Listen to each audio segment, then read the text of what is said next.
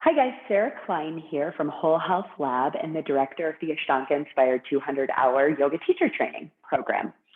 In this Asana lab, I'm going to break down Virabhadrasana A, Warrior One. It's a fundamental pose, but very often misunderstood. Now, it can be taught different ways, and that doesn't necessarily mean that one is right, one is wrong. They're just different. And this is how I've learned it and how I understand it through the lens of Ashtanga Vinyasa Yoga. So first, I'm going to talk about the step forward into Virabhadrasana A, which you'll find in Sun Salutation B. Then, which will set us up for the proper length that we're over time ideally working towards in this posture. Then I am going to break down the nitty-gritties of the pose from feet to head. And then I'm going to offer a prop, a yoga strap, and hopefully we'll get that all set up and you can utilize it to feel some of these alignment cues that I'm offering. All right, so settle in. There's a couple parts to this video, so it'll be a little bit longer than your typical Asana lab, but settle in when you're ready to take on the information. All right. So first, let's check our length in downward facing dog. The intention of downward facing dog is spinal extension. How do you find that? Creating space between your foundation, your hands and your feet. Now it takes time. It's something we want to work slowly and surely towards. So as always, meet yourself where you're at. So the proper alignment from this system in downward facing dog would be the length when we find our shoulders. So here I am in a high plank. My shoulders are right over my wrists and the balls of the feet and the heels line up. Then from here, without moving hands and feet, you come into downward facing dog. Now, in the Ashtanga Vinyasa Yoga system, in Surya Namaskara B, we step on an exhale. So first, we're going to pivot our left heel in. Now, what I see a lot of is this right hip disorganizing as the foot steps forward. So we go out to come in. And as you can see, I'm pinching in the hip joint, and I'm destabilizing the lower back. So that's something we really want to check ourselves on and stay away from. Ideally, we're coming right through the midline. So you can think of your knee touching your nose. If the foot needs support to get up, you schlep by bringing your hand behind the knee and placing it, and then pivoting that left heel down. So the proper stance that we're ideally, again, moving into over time is left heel comes in through the midline, 15 digits, line up. The toes line up with the fingertips. Then I'm in a nice, deep Virabhadrasana A. And as you can see, the quad can come parallel to the ground as the knee stacks over the ankle. That's going to give the depth and the opening in the hip. So the pelvis descends, and then the never-ending exploration of ascending from the spine. Okay, and then you'd have 15 digits align once again, pop left heel, step back into your high plank, and you're ready for your vinyasa from there. Heel turns in, 15 digits align. Inhale as you rise up. All right, now let me show you from this direction. And as I come into the pose, I'll give you lots of alignment cues to work with. So again, finding space between the feet is key to working that element of bringing the quad parallel to the ground. That takes time. We want to be mindful that the knee is not surpassing the ankle. That just doesn't look great, right? We're loading the knee joint.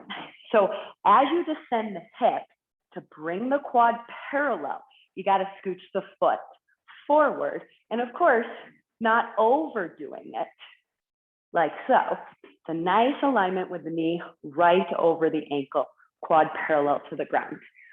When we're able to play around with that, essentially what's happening is this deep oppositional movement within the ball and socket joints of the hips. That opposition cleans out the cobwebs. So Virabhadrasana A is really a deep hip opener. All right, so first let's start with our feet. The feet are the foundation here. So we want to lift and spread all 10 toes so we can start to feel into the soles of the feet. The outer edge of the back foot seals, and then it's as if there was a pencil sliding underneath both arches. The arches of the feet start to lift. That's going to turn on the inner seams of the legs. Now here's the revving that we want to work with, or as my dear friend Kaylee Gifford says, socketizing.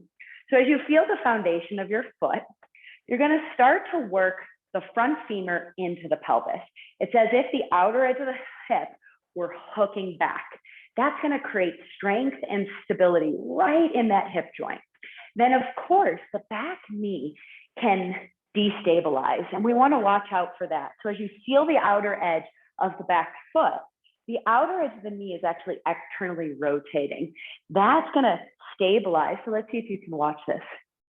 When I let the knee go, see how it descends? I want to pull up on this leg and externally rotate that knee so that this quad is fully engaged. Now you'll hear people speak of squaring off the hips. It's actually impossible to fully square off the hips in this posture. So you really want to let that idea go. I'd rather find this rev where the femur pulls into the pelvis, outer edge of the hip hooks back, and we turn on the back leg. Then you can allow the hips to kind of open up between the knees. What we want to work on is squaring the side body. And things can get interesting as we start to roll the ribs around the spine. Now, as we stay descended in the pelvis, integrated in the front hip, strong and stable in the back leg, the energy of the pelvis is lifting. So with that Mula Bandha, Uddiyana Bandha turn on, and you can think of the front of the pelvis lifting. That will descend the tailbone, roll the ribs around the spine, and then very often we lose our pit. If we lose our pit, our traps activate. So we want to find this external rotation in our shoulder. So you can think of the elbow coming forward. There's your pit, and then lifting and lengthening from there. So as you lift the bones of the arm, it's as if they're taking the cylinder of the ribs up. Then we can find this never-ending journey of excavating the spine up and out of the pelvis, finding length from pubic bone to sternum. Now, classically in Ashtanga Yoga, the palms touch. If that kinks your neck at all, work towards it and keep the hands apart from one another. We want to find a soft base of the neck that's strong and extended arms. And how you find that is the external rotation of the shoulder. So the scapula is descending and widening on the back. And then it's as if the lowest back rib were lifting the cylinder of the ribs to lift the arm. And then you can see if that external rotation is there in the shoulders, the head can fall back like there's a pillow to catch it, and the neck doesn't kink. So what often happens is this: we just drop the head back and the cervical spine kinks. All right, a lot of information, but as always, we want to build our postures from the foundation to the intention, and the intention never disturbs the foundation. So that's why we start with the feet. We move up into the stability of the legs, organize the pelvis. For the pelvis is going to directly communicate to the length of the spine as well as the side bodies. Okay, so here's something to play with. I have an 8 strap here. You need an 8 or bigger. And I made a big loop here. So how did I do that? You take the strap between 2 buckles, like so, and then back through 1. Now it's locked. Okay, I'm going to work with my right leg forward, which means I'm going to want the tail of my strap facing right. It's going to reinforce that external rotation in the front hip that we were talking about with revving. So I'm going to take my strap right, the tail faces right, right foot steps through the strap. Now I bring the strap, you don't want the buckle on you. So you're going to scooch it over, the buckle's up high, And right here on your hip flexors where that strap lies. Then I'm going to step through with my left foot and put my left heel, and it's important it's the heel. The heel presses on the strap and steps back. Then from here, you're going to want to assess and tighten up that strap. So lift and spread all 10 toes. Feel the soles of the feet. Lift the arches of the feet. Descend the pelvis. Now here's where we're going to feel it. Zip the femur into the pelvis. Rev the right hip back and use the strap to cultivate that. Woo! Now the more I use my back leg, the more the right hip draws back. Then from here, descend tail, lift pelvic floor, low belly, front edge of the pelvis lift. Activate the side body up and out of the pelvis, and then roll the ribs towards the front of the mat. Stay strong in your back leg, arms up, external rotation. And then imagine that the bones of the arms were lifting the cylinder of the ribs as you stay tethered with Uddiyana Bandha.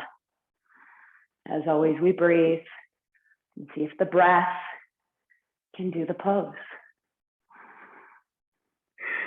All right, beautiful work. So as always, leave a comment in the comment section below. Let me know how this lands for you. If you have any questions, try it out, let me know. Thanks so much for watching.